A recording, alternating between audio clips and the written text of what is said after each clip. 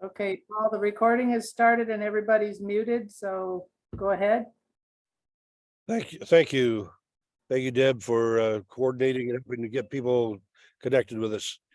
And good evening, ladies and gentlemen, brothers and sisters, friends from all over. Very much appreciate that you are joining us this evening for the Book of Mormon Perspectives Forum, where Blair Bryant will be our speaker. I like having Blair Bryant with us because, among other things, he represents a family that has 5 generations actively involved in the significant activities of the community of Christ. And I think he has 3 generations on with him tonight, but having gotten acquainted with Kevin in the museum in Washington, D.C., and also as an editor, I am appreciative that this family has great depth and a good deal of genius, I think, inherited from Blair. It is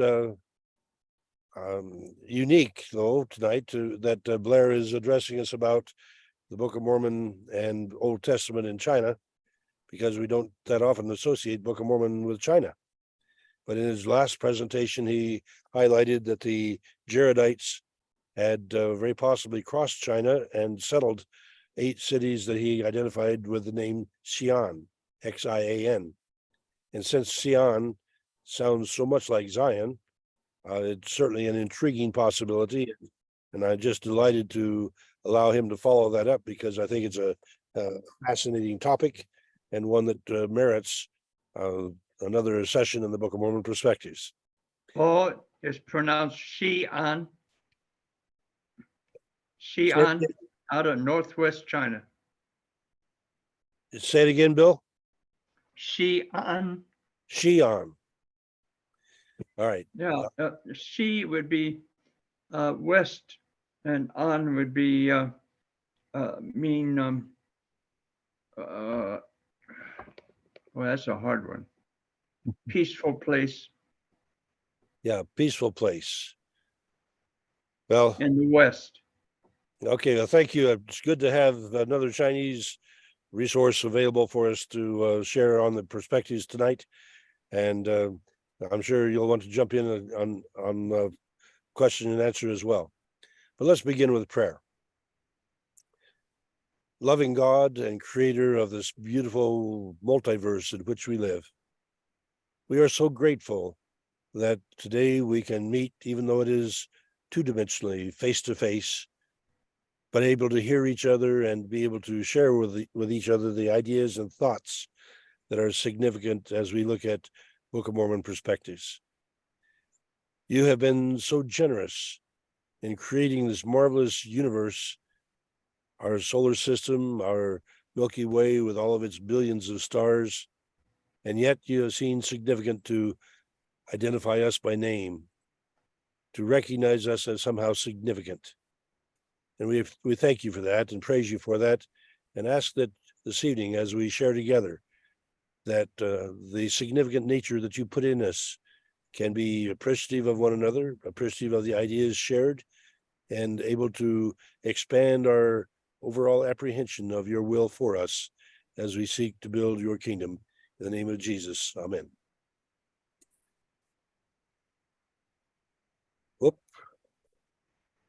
I got the wrong button there. I meant to turn it over to you, Blair. Okay. Well, I don't know Chinese. I don't know how to pronounce it, but what I'm going to do is to report on a book about the Chinese. And those of you that do know Chinese, you may feel free to correct my pronunciation at any time. As for the title that has been given this, the Old Testament in Chinese, it isn't there. That's a kind of a mix-up. But what we find in the book of Genesis predates the Bible by a whole lot, by thousands of years, hundreds of years before Abraham. And that's a part of the presentation tonight. God somehow revealed to the Chinese, and it was reflected in the Chinese characters, some of the things about the story, the creation story in the book of Genesis. So I have a pre-recorded presentation that I'm going to make. I'm going to start that presentation, and then I'm going to fade away. You'll hear me talking, but that's the presentation.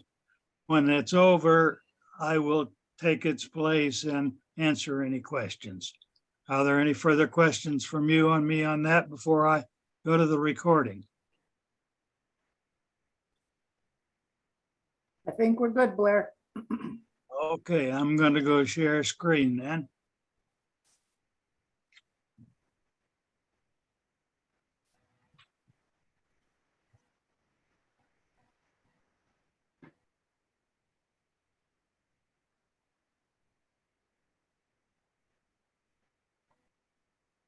Now, let's see. Okay, we Yeah. have your screen up. Genesis and Chinese characters. Right. I've got to start my program.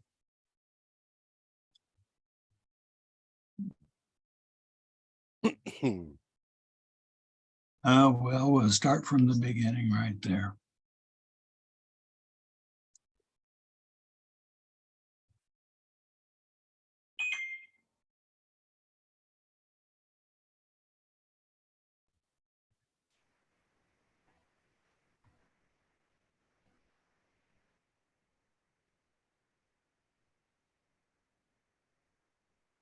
You indicated, Blair, in Should your we- earlier email that your wife is not doing well.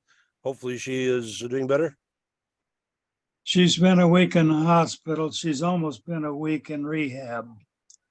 Because she had a great deal of pain and is unable to walk, and they've going to have her in rehab for 6 to 8 weeks.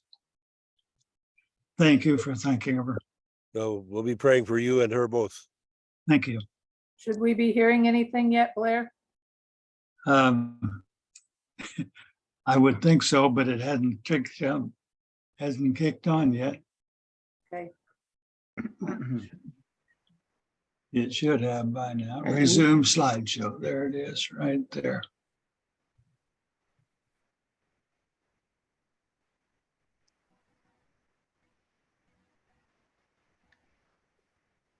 And my daughter's here to bail me out. We're puzzled about why it's not recording or playing. Well, while we're waiting, Blair, Yes. I know that during about, I think it's the 7th century, that some folks from the Holy Land came to China. Yes, Marco Polo. No, real Chinese. I'll let you do your lecture. I'm sorry.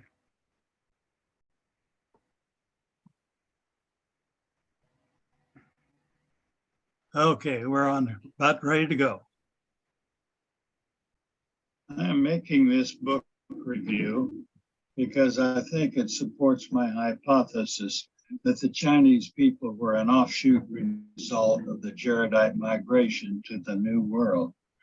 They were a side group of people who got to China and wanted to go no further, for they believed they had found their promised land. Now, my son gave me a copy of this book in 1984, just before my wife and I took a tour to China. I have no idea why he did that, but I read the book with interest and took it with me when we took that tour. Thus, I had several interesting things to look for in the Chinese signs that we encountered. At that time, I had no inkling that I might study the Jaredite journey through China. From here on, I will probably not refer to the Chinese Jaredite hypothesis, but I think the material in this book is important to any Christian. The book is important to any Christian because it testifies to an unchangeable, a consistent God consistent over a period that was far longer than the Hebrew tradition as recorded in the book of Genesis. The hypothesis in this book, Discovery of Genesis, is that the ancient Chinese writing system incorporated the creation story from the book of Genesis. Now, I'm going to show you from this book how the story of Genesis remains hidden in the Chinese writing of today, written in a script that dates back to at least 300 years before Abraham's time. And we don't know who really wrote the book of Genesis in the Bible, but traditionally to the Jews, it was Moses, somewhere around 1200 BC, a couple thousand years after these characters were written. Now, I will tell you that I believe what this book says. From here on, I will refer to just what the book says unless I say otherwise. The information you see here will be coming from this book.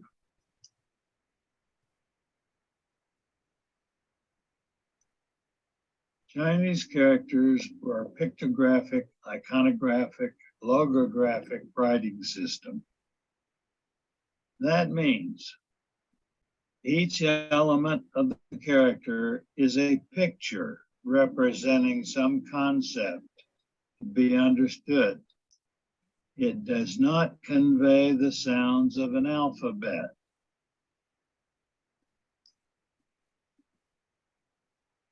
The words pictographic, iconographic, and logographic all mean essentially the same thing. But the point is that we do not have an alphabet. Chinese characters read the characters as sound syllables and usually do not recognize what each character means individually. The Chinese have hundreds of these characters that are simple pictures representing something from daily life. This slide represents only about 40% of the figures that I copied from the book. You won't see all of these figures in the presentation, but there are some interesting ways that the Chinese put together their characters, and this is what the book shows.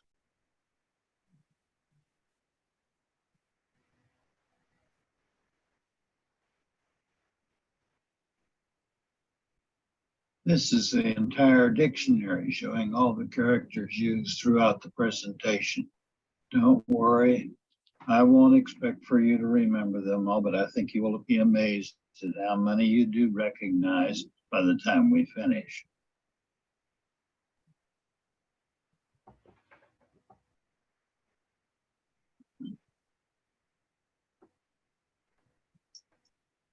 This book does not show most scriptures, but I have frequently inserted the Bible quotes to show how certain Chinese characters are included in the book of Genesis.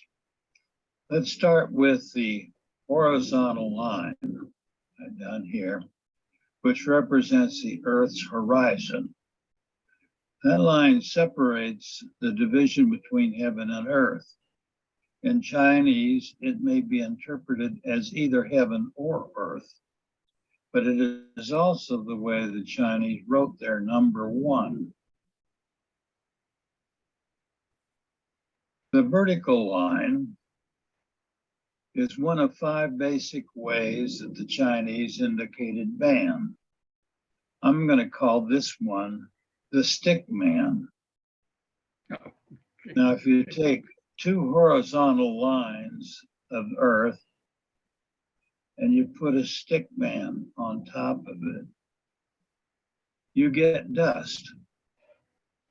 But the Lord watered the garden,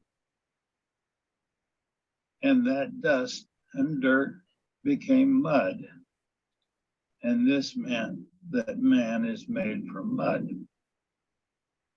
The book suggests that this is the Genesis account of the creation of man written in the Chinese characters. God took the mud and made man.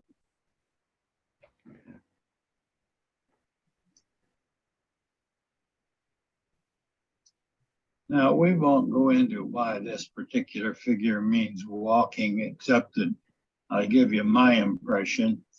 I see it representing the lower leg, the calf here, the heel, the foot stretched out in the act of walking. We also see one character that I found everywhere in China, and that's this one. It is a mouth. I approached our government monitor guide and asked him what the character meant. He told me it was a mouse. Well, I was puzzled because it didn't look like any mouse to me, but it was much later that I realized he was having trouble pronouncing his English and was meaning mouth. Cool.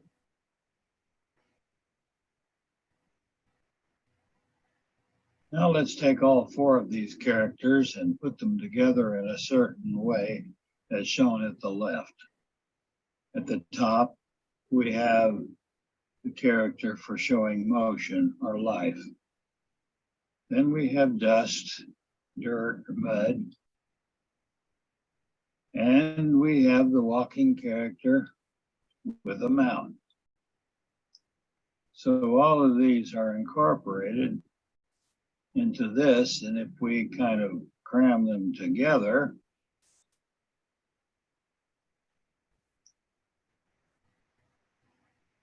well, look at that. If we put those together, here we've got a person walking, giving life to the mud and talking. Man became a walking, talking, living soul. That is the Chinese character right there that says create. And in fact, that's what this character is right here on the book. Create.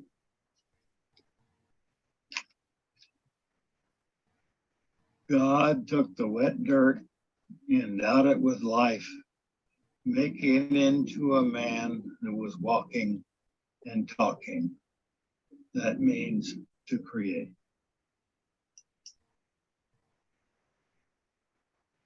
Now let's take the dust or dirt and put it into an enclosure by fencing it in. This into this makes this. Well, that's a garden. Dirt enclosed in a fence is a garden. You can even see the 4 plots in that garden. I expect you will all remember the garden character. Now, there are several different ways of referring to men with Chinese characters, and this is 4 of them right here, and here's the 5th one. The stick man, which we already covered, and then there's the a very common one, which shows a left leg rather limp or off to the side, but the right leg is ready to move out. That represents man. A mouth. Mouth represents man because man is the only animal that talks. Here we have a teepee shape, and that teepee shape that represents mankind in the plural. Now, if we take this pata, which is life-giving or imparting motion or life, we get a person. Add on to the stick man, we get a person. Giving life to the stick man is a person. That doesn't specify whether it's a male or female, it's just a person.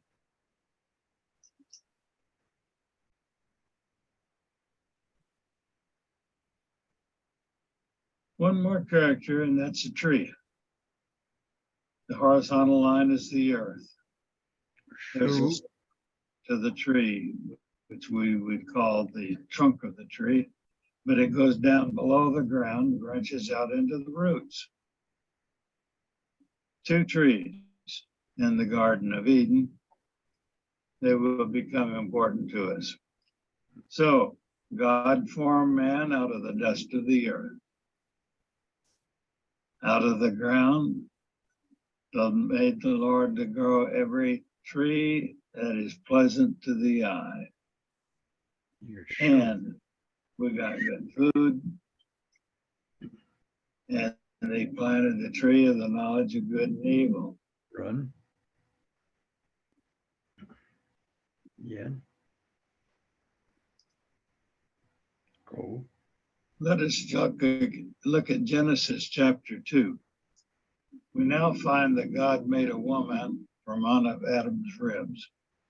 The authors of this book do not find any connection with the rib, but they do go into great detail about the man and the woman. Now, when you're a tourist visiting China, you quickly learn the sign on the right. That is on the doors of the women's restroom. When there were 2 restrooms side by side, I could recognize the woman character and then use the other restroom door, but I could never remember the character for the men's room.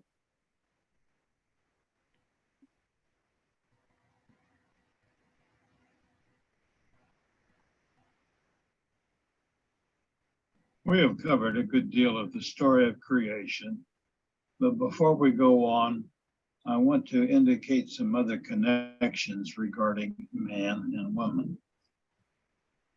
Starting on the left with the man, we see 2 of them with the right leg reaching out here and here.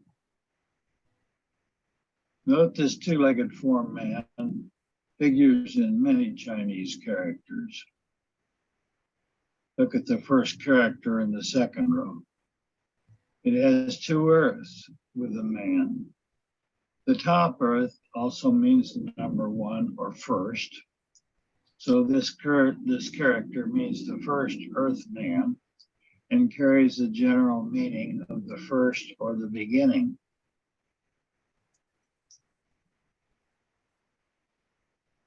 In the top row character 3, we see this earth man here, with what looks like a square below it. Now, the square could be several things. I'm going to think of it now as being a sun. This would indicate that the sun is below the earth, and therefore is in the west. That's the meaning of the whole character is west. But it might not be a sun, it might be a mouth.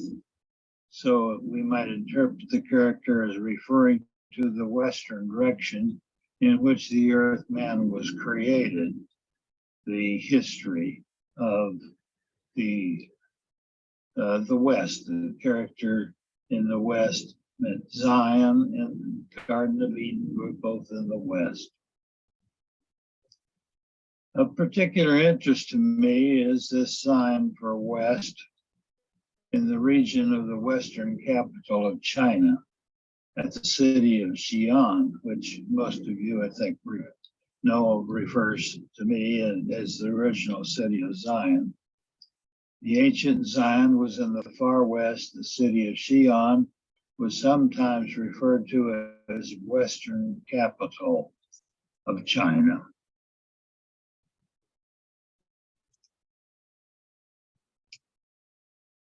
Now, just below the west figure is a linked pair of mouths, and that literally means a pair or a couple of people.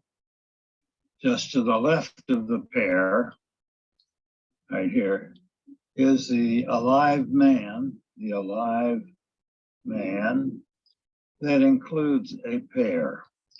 Now that combination together means mate. So here we are speaking of a marriage.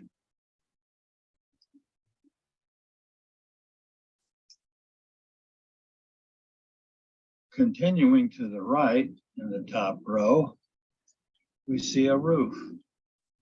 And under that roof, we find that linked pair, a husband and wife under a roof. And that means palace, where the couple live.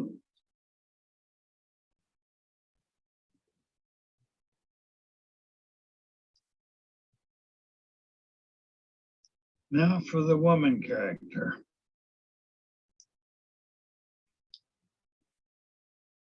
Elsewhere, the book shows the character for stream or flow, which is just off to the left of the woman.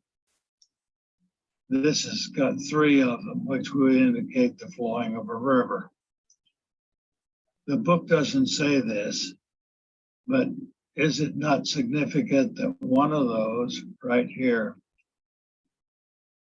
we've got the flow and the earth and the pata making the life-giving. I see this as indicating that a woman's menstrual flow and the life-giving character tie her in with motherhood. But again, the book doesn't say that. That's what I'm trying to learn from it.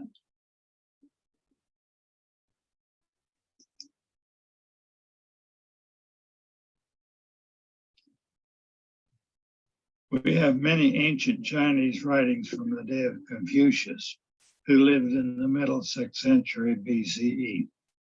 For timing with biblical events, this is the center of the Babylonian captivity period. The Jews were still Babylonian slaves in Aramea, and it was the Chinese historian Confucius who documented this material. Note that this was a time that was ancient to Confucius' time. He is writing of ancient times when he makes his information available that is available to us today. This slide is a scanned copy from page 14 of the book, and I'm going to read the entire page. Forgive me if I mispronounce Chinese words. I don't know how to read or pronounce Chinese characters, but I'll do my best. What was the religious belief in ancient China before 500 BC? Before the age of Confucius, Lao Tse, and Gautama. A little parenthesis here. Lao Tse was a Taoist philosopher who started the Taoist religion about the same period of time as Confucius. Gautama was Gautama Buddha, who started the Buddhist religion in India. Those are religions that are in China now.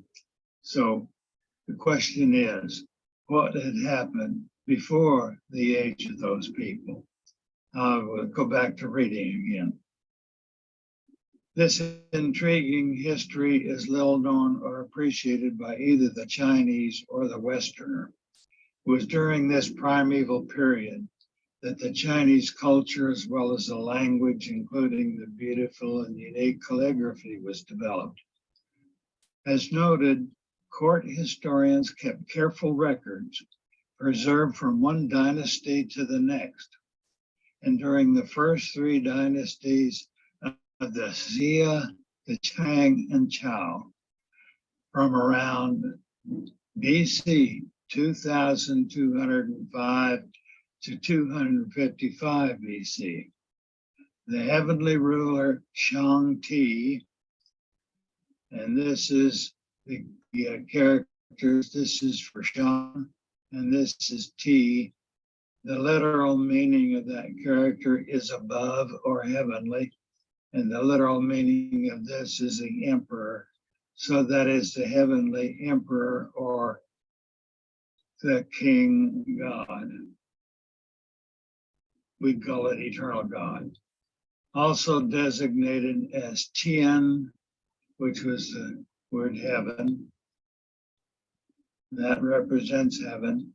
And occasionally Shen, that's God as spirit with these characters. Shang-Ti was venerated, is what this is saying. In fact, the Chinese were monotheistic in an ancient world of polytheistic worship.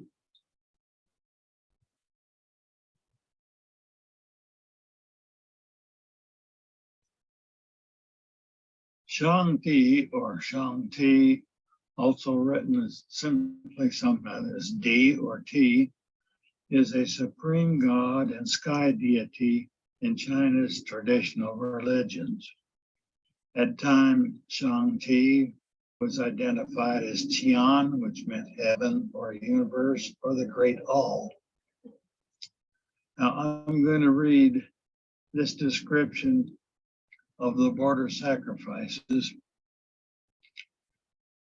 because it's got some important information that will help us to understand a little better the religion of those people.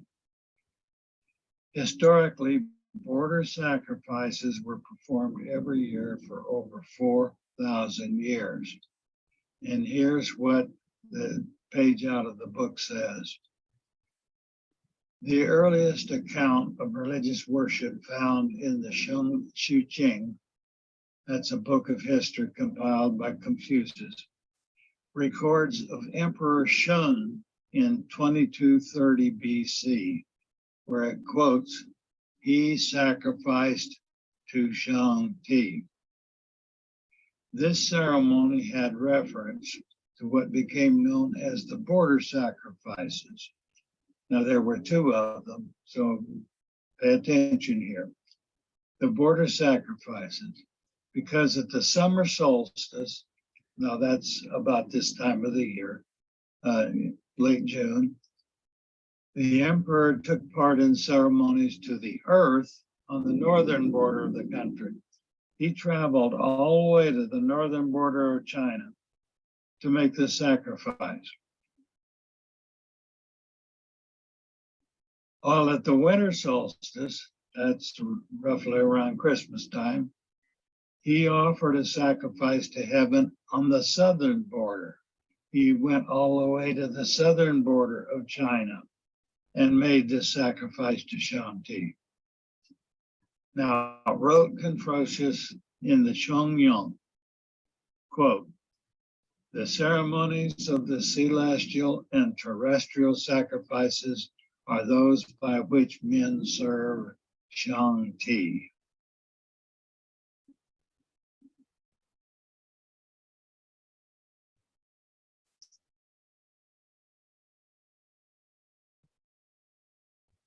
Now, it's important to note that the sacrifice that was made was of a bull, always a bull.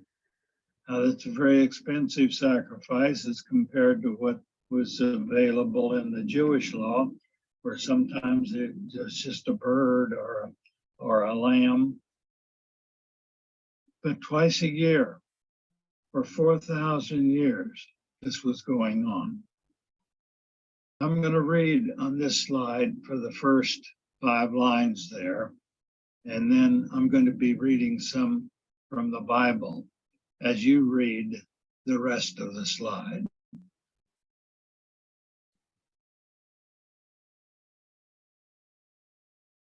But can Shang-Ti be identified as the same supreme ruler of the book of Genesis?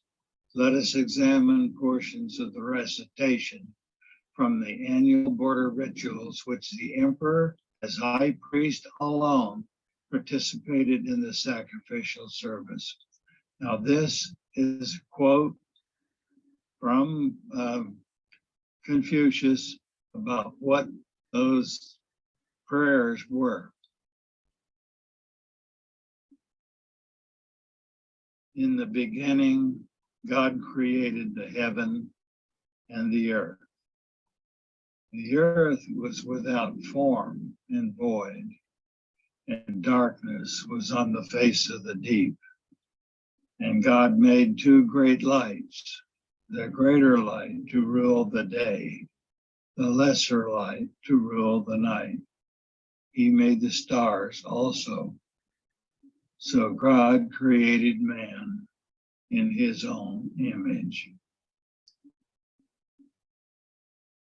Now, what I read was from the Bible. It pretty well follows the pattern of what you saw on the screen. Words are slightly different, but it's amazing in how much they agree. That in the beginning there was nothing, that the sun and the moon were both stated as created in the same order, that God created the heaven and earth and all animals and men.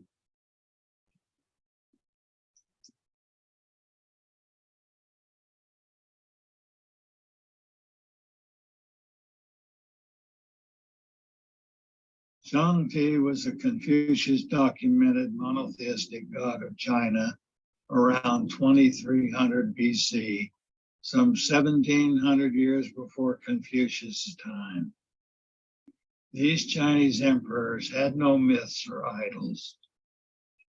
Could Shang-Ti be the same being as the god of Genesis? Just as an order of a fact, the border sacrifice continued twice a year for about 4,000 years, with the last sacrifice being performed in 1911 when the last Chinese emperor was deposed. The last sentence was taken from a Wikipedia article, which you may find by using the keywords China border sacrifice. Personally, I believe Shang-Ti was the one god of Judaism and Christianity.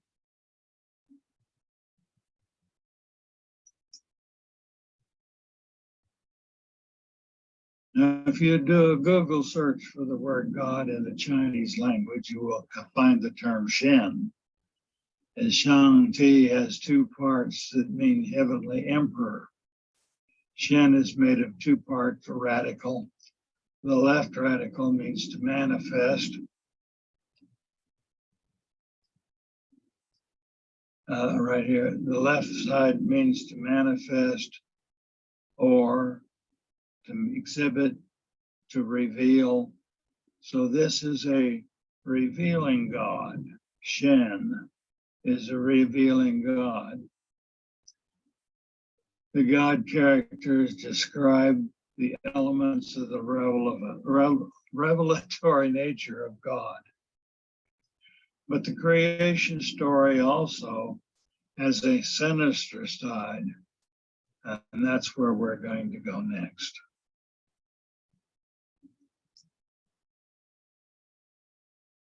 This part of the story centers on the serpent who tempts Eve. We all know the story, so I won't bother to even read it.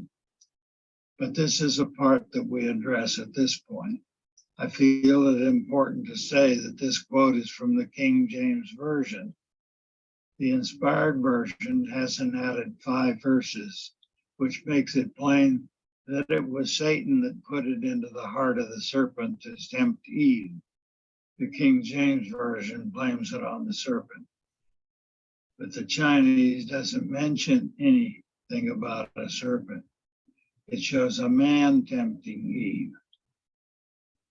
Let us highlight the basic elements of this part of the Genesis story.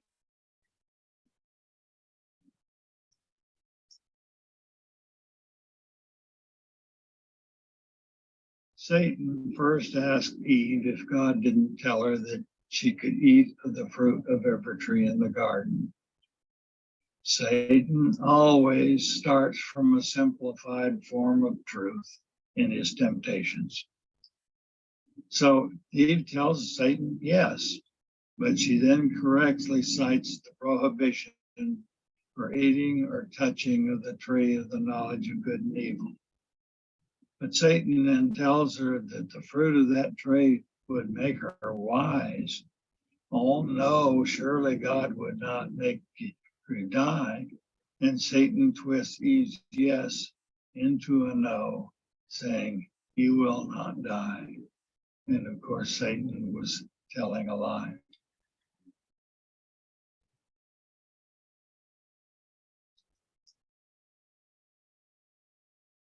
Here we have 6 characters. You probably recognize the top 4 of them. The man, the garden, and the tree, readily recognizable. The bottom 2, however, carry the meaning of secrecy. This is a character. It indicates secret. And here is a covering to hide things. You cover things or hide them when you want them to be kept secret. Now we're going to combine these characters and see what we get.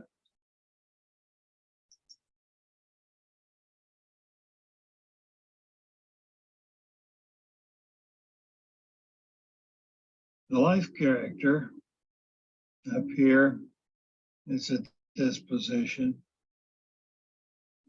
directly applied to over a garden, life in the garden, with a man of secrecy. And that simple form means the devil. That is how the devil is written in Chinese. So, life given the garden, the man of secret is the devil. The devil is known by his actions in the garden. The devil of Chinese writing is known by his actions in the garden.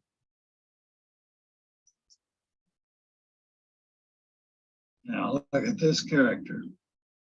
Can you see the devil there? Look at it. Down here is the devil. But at the top,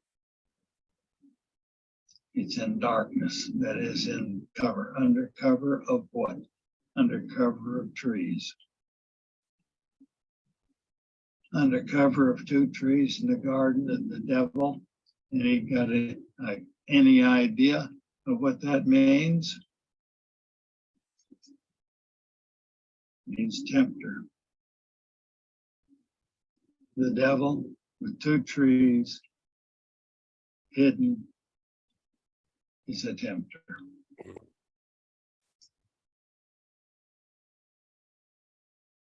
This is a scan directly from page 4 of the book. This is the first chapter of the book, and it is laying the foundation of what will be covered in the book. Notice that the author raises a question early on, right down at the bottom. Were these 6 significant constituent symbols brought together by mere chance? I think the author's point of view is made over and over throughout the book. To me, it has to be true that the developer of the Chinese characters was using the knowledge of what is in our biblical account of the creation in developing the writing system. Those characters were first written over 200 years before Abraham was born. To me, the conclusion is obvious. God revealed the story of the creation to his people in China before the Hebrew creation story was revealed to Moses for inclusion in our Bible.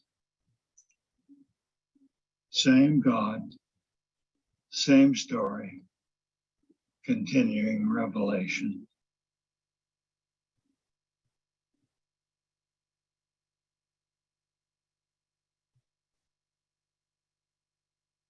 Now I'm going to show you one more Chinese glyphs and see if you might get some idea of what it means. Here we see 2 trees towering over a woman. Anyone have an inkling of the concept being conveyed here?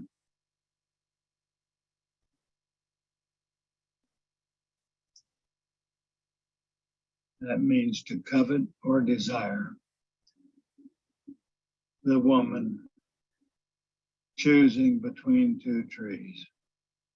She covets, desires.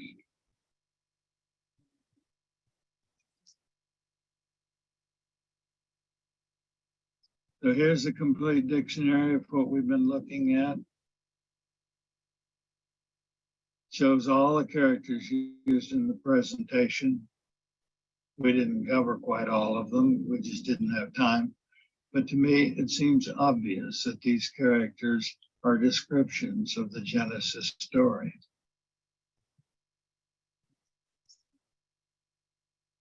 We've seen this slide before. I just highlighted the last sentence. Again, this is a scan directed from page 4 of the book, and the author raises the question, were these 6 significant constituent symbols brought together by mere chance? I think not. I bought my copy of the book from Amazon. At that time, it was a part of a reduced price for 3 books, all including Ethel Nelson as a co-author. The title of the other 2 books were Genesis and the Mystery Confucius Couldn't Solve. It really is a similar book, but it goes back to the even earlier form of Chinese writings to trace out the mystery of Genesis is in there. And God's promise to the Chinese is next verse or next book.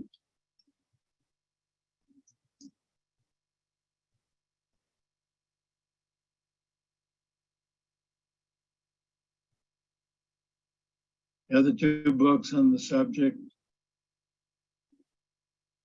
And I've seen on the web that there is a book about the period of time of the flood and the period of time of the tower. I haven't seen those books or read them.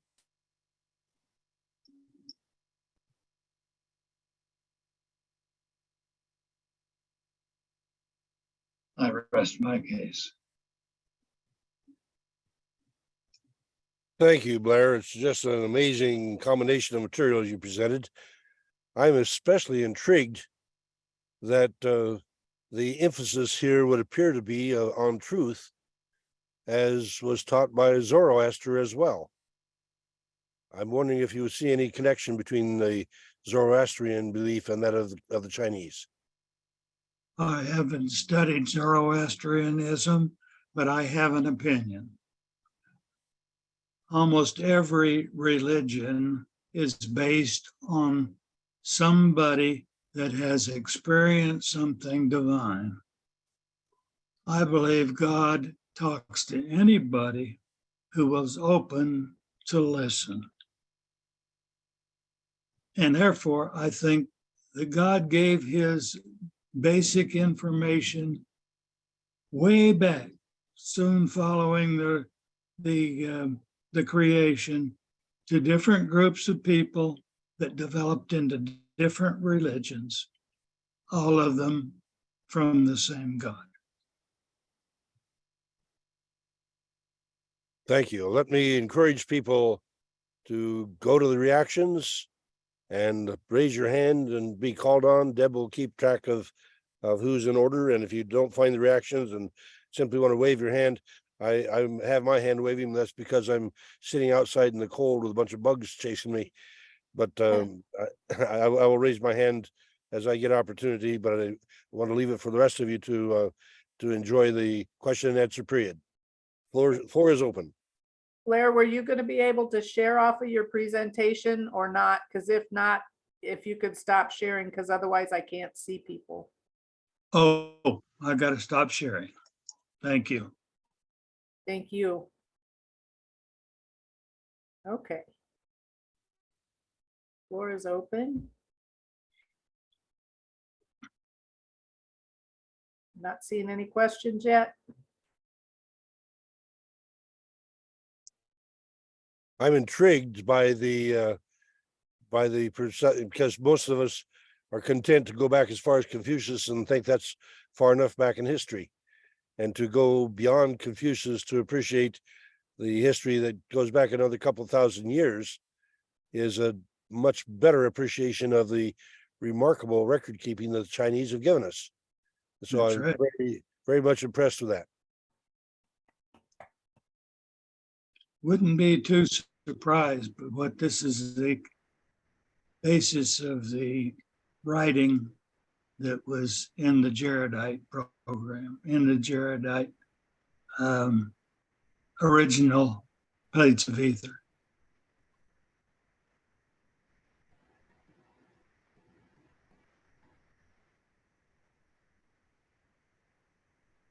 We don't know until we find those plates and are able to study them. So let me explore with you. You've suggested the Jaredites, and that presumably is about 2000 BC, would have migrated across China and settled Xi'an, eight different Xi'ans. And now you're suggesting that maybe earlier than that even. That The writing existed long ago. We don't know when it originated. We 5,000 only years ago. originated prior to 2200 BC. That's when Confucius could go back to a particular dynasty that recorded the Shang-Ti border sacrifices. Shang-Di.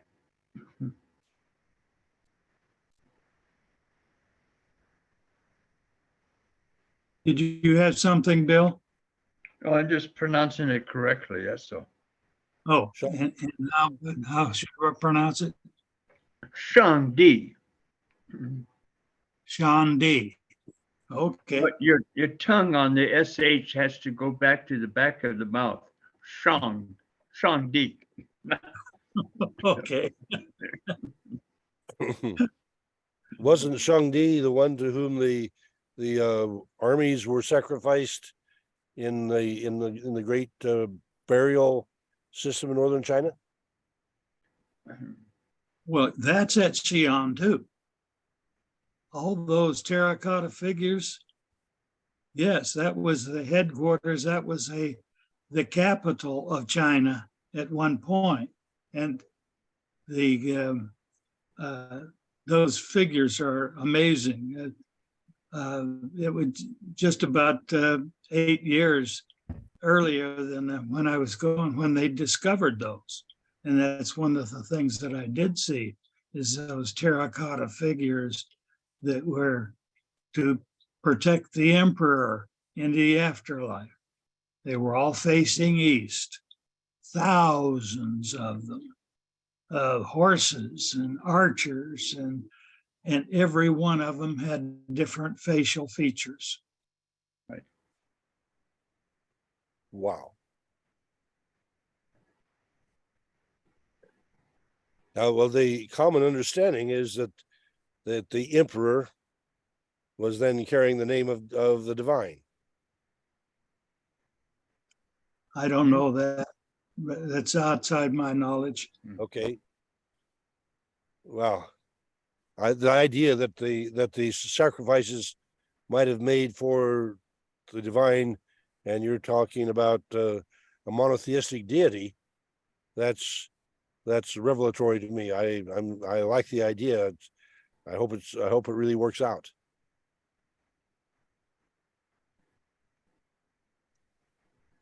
Well, I think it did work out.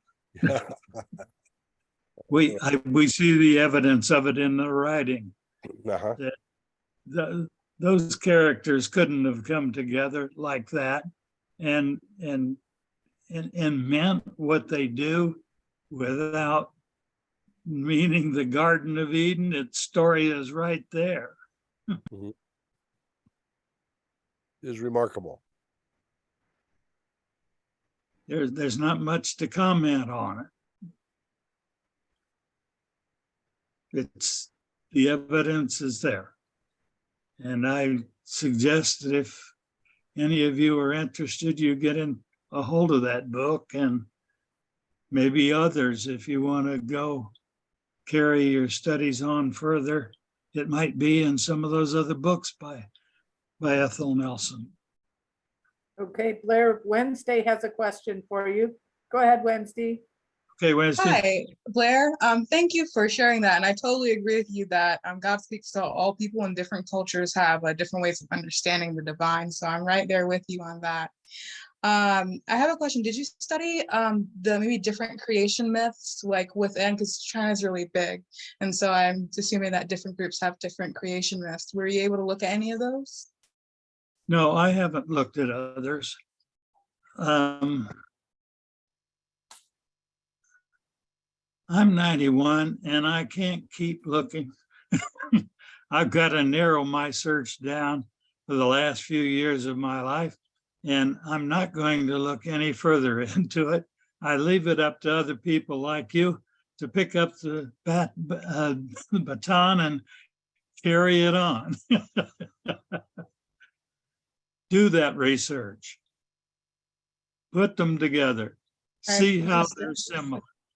See if they don't say the same thing. Same God, same revelations. He will talk to anybody who will listen.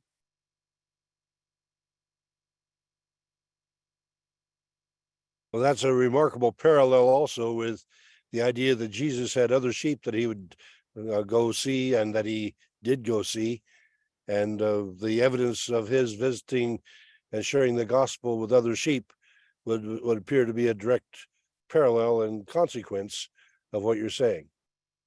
Long after. Long after, yes. About though. Continuing revelation.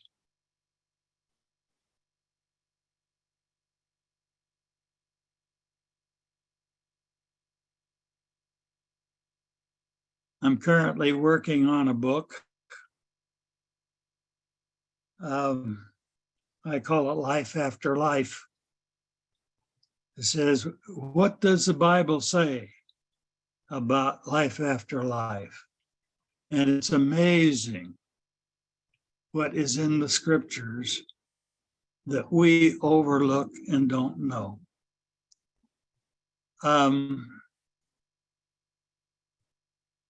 I have asked a friend who is not a Christian, but who has the belief that similar that I have, to write the chapter 1 of the book, which I entitled, I Cannot Put God in a Box. God is too big to fit into any kind of box. And I've asked for him to do the research on these ancient religions. He's already done it, but he's working at it, and he's going to contribute to it with his experience in studying these different ancient religions. He's not a Christian. He believes that Jesus was a good teacher, a man, but he is not a Christian. I've asked for him to do the writing of that. I'll see what he comes up with. Mhm.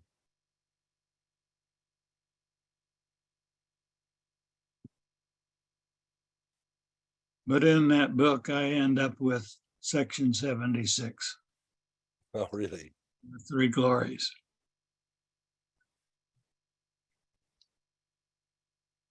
And something else I might share sometime is how section 76 has been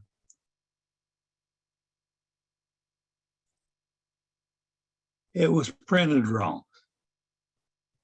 Back in 1832, W.W. Phillips printed that book in a hurry in Independence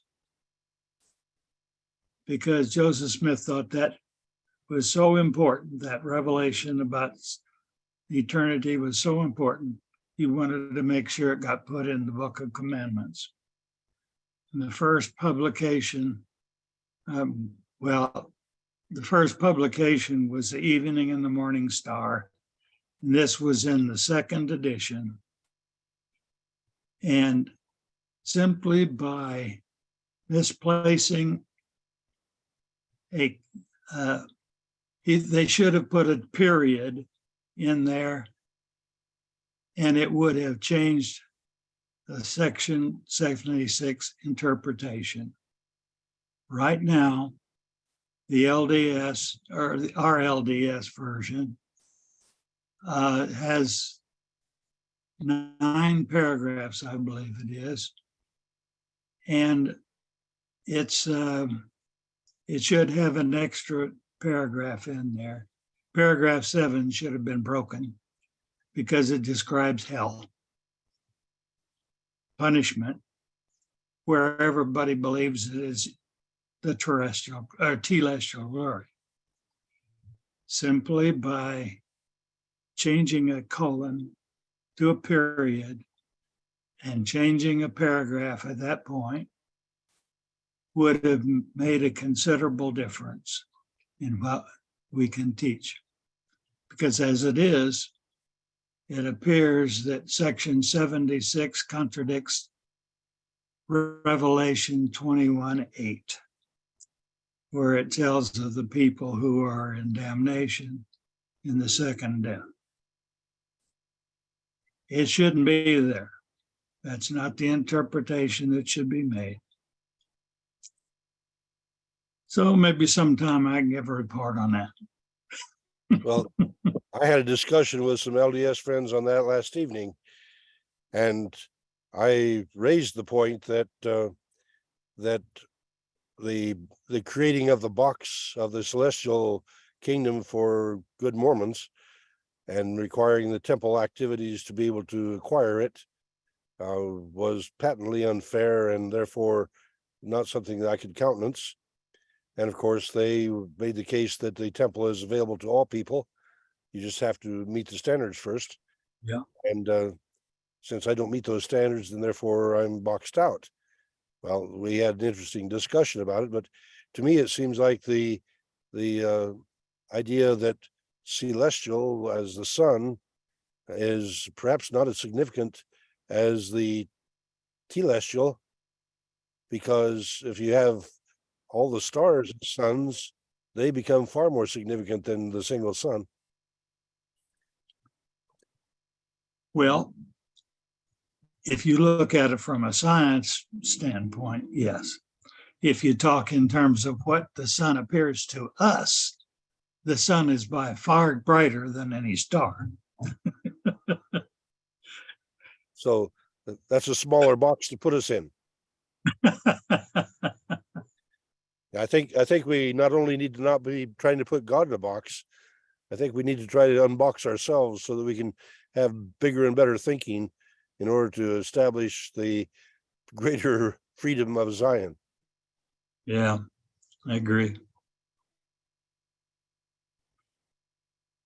Okay, I don't think we're going to get much discussion out of this. I didn't expect much, but I think the book is well worth the purchase and the read. And I welcome other people to go into those other books because I have 2 of those other books.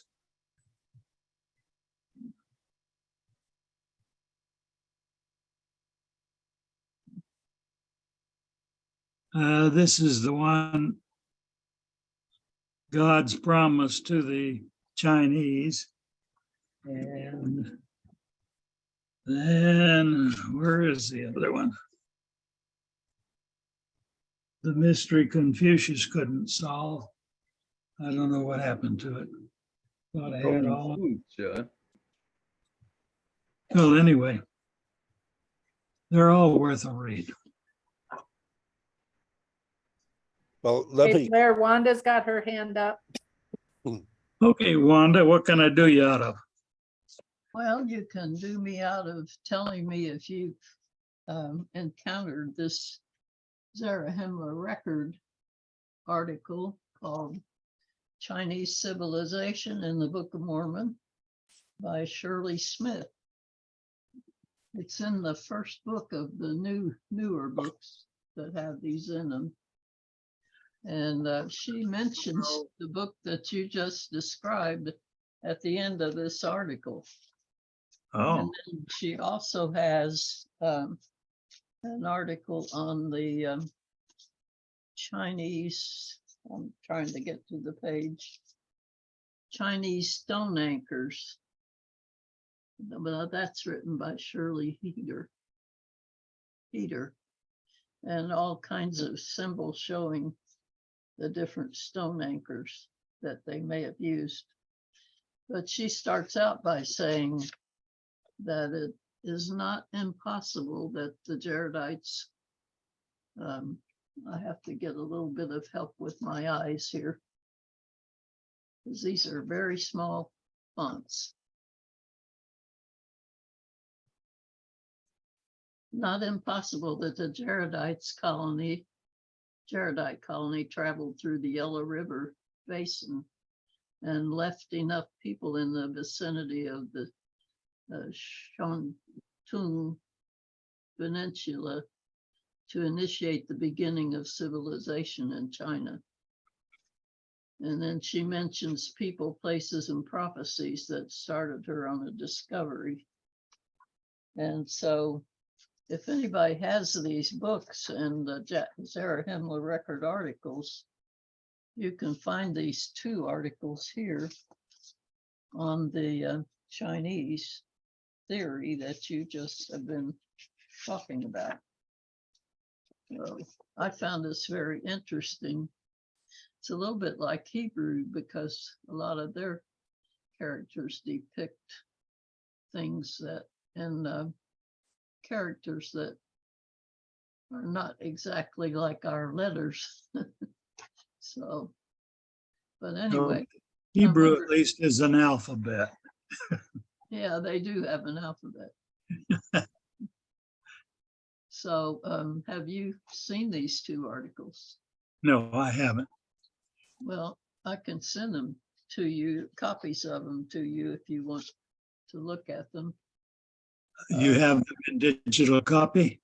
I have them in a loose leaf notebook so I can make copies. Or I can just scan them in and send them to you that way by email. I would very much appreciate that.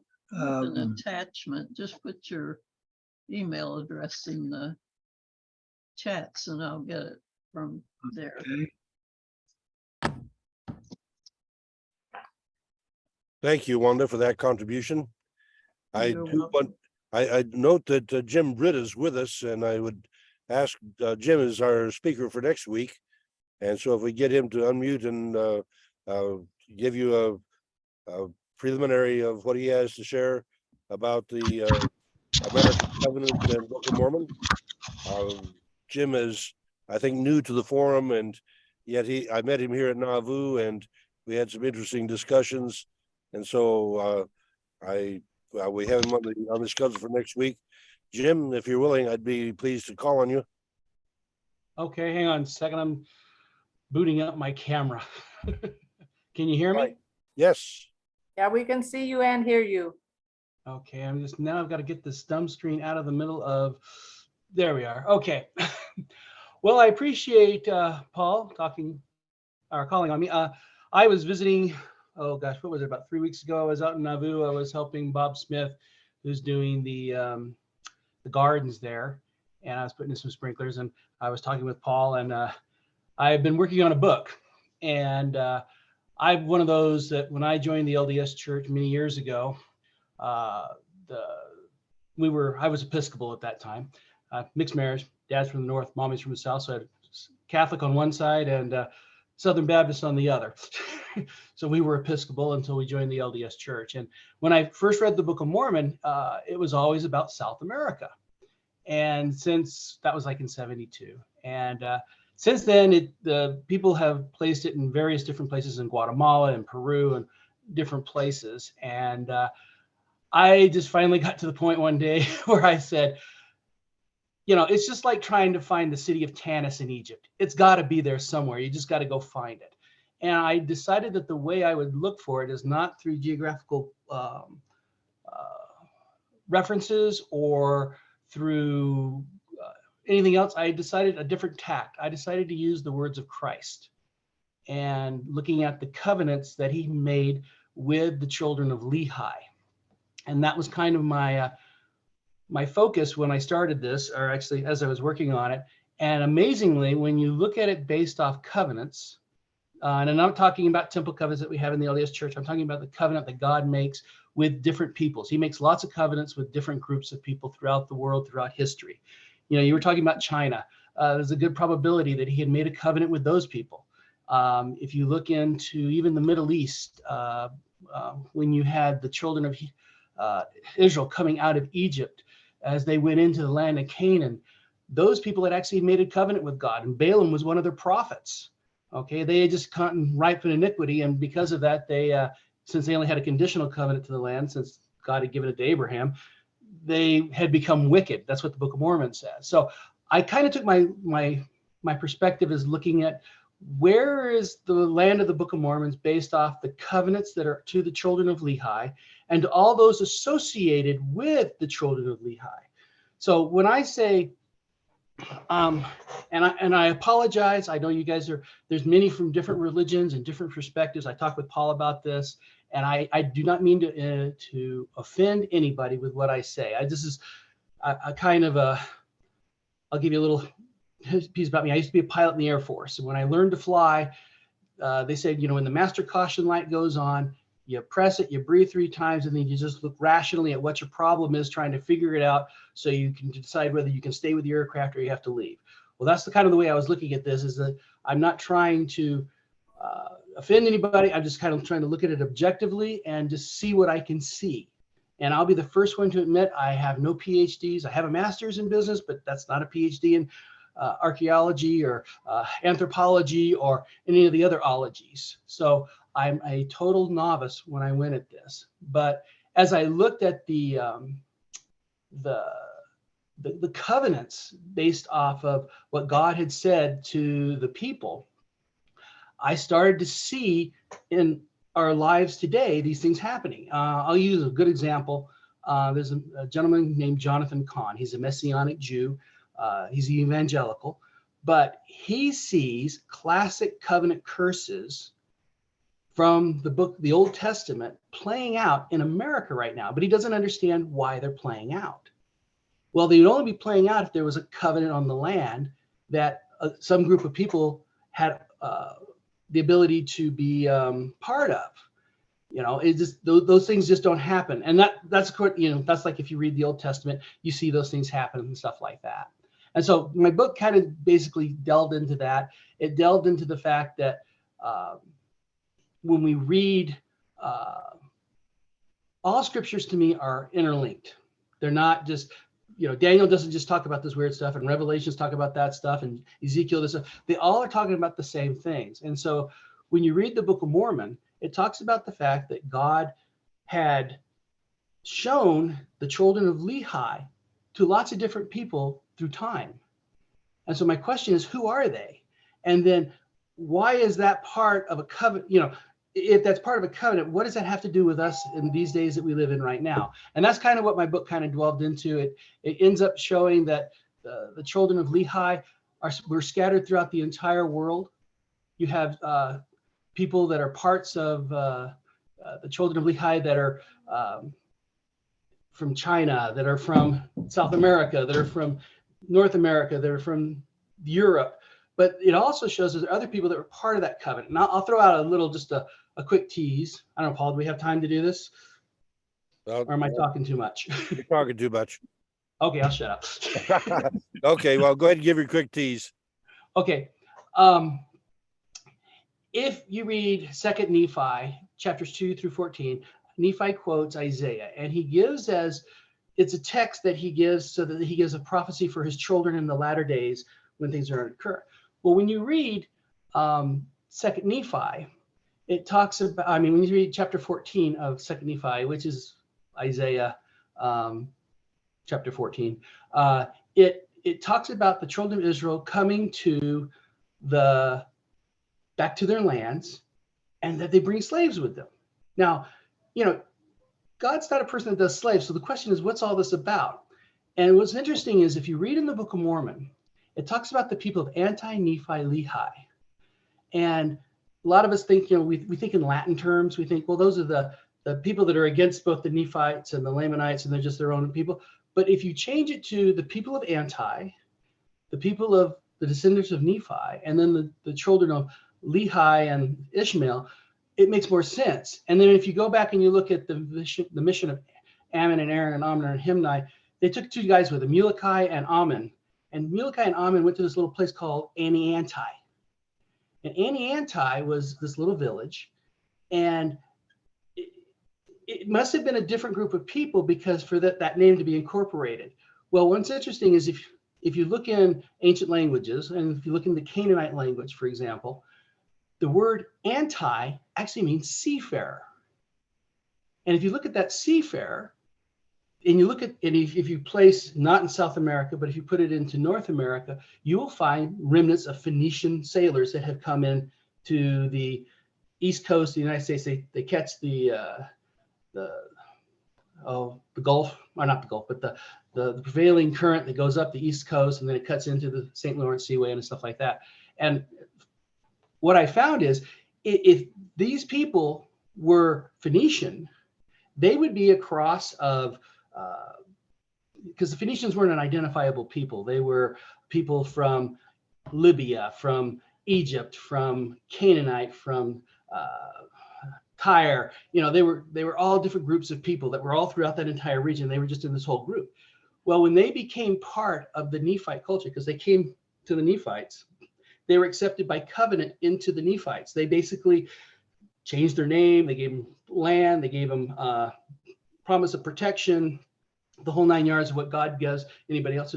So they have a sub-covenant with the people of the Lehiites. Well, you go back again to Isaiah, and all of a sudden, even though I don't agree with it, even though I think it's bad, the Lord lets people do dumb things, but he brought these children home to this land to restore this covenant to the land. And what's interesting is, if you go back and you read about some of the early African-American members of the church that were even in Nauvoo and stuff, they had ancestors coming to them saying, go with these people. This is home. This is where we need to be going. And so they came to Joseph and everything else. So it's just kind of an interesting twist. Like I said, I was just looking at the covenant. I don't mean to exclude anybody. I'm not trying to put anybody in a box. I'm just looking at the framework of covenants, because God deals with covenants with everybody. And so I was just curious, and that's what my book kind of dealt with. And that's kind of just a taste of what I will try to present. And as I told Paul, you can give me any critique or criticism or whatever. I'm up for it all, because I'm trying to not be right. I'm trying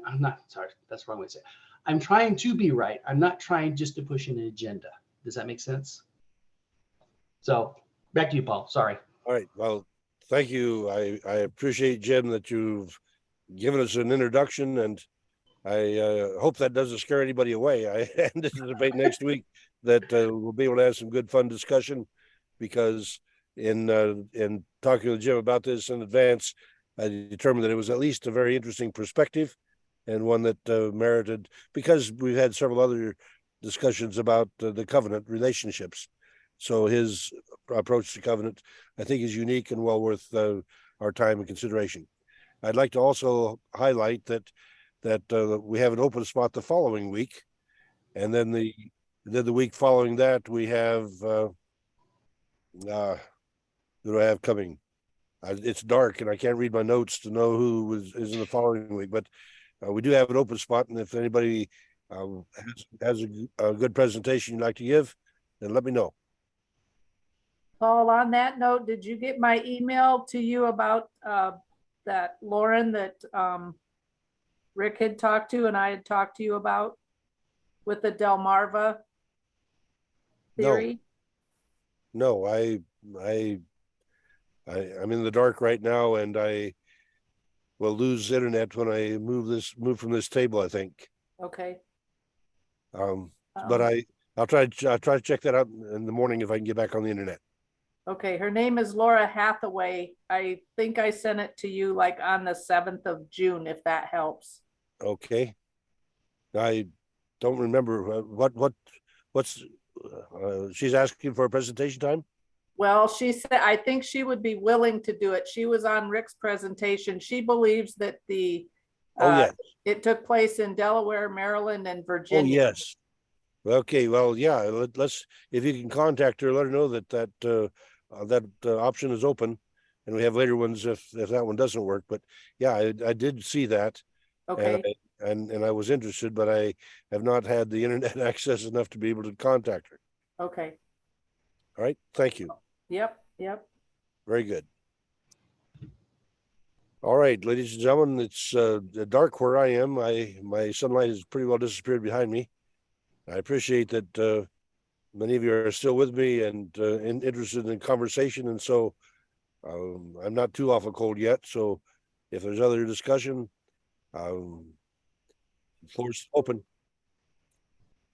Did you want me to stop the recording yet, Paul?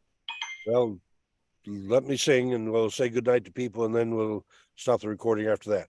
Okay. Good night, the Lord is watching o'er you. Good night, his blessings go before you. Good night, and we'll be praying for you. So good night, may God bless you. Good night, and any of you that want to stay on the conversation, Blair is waving.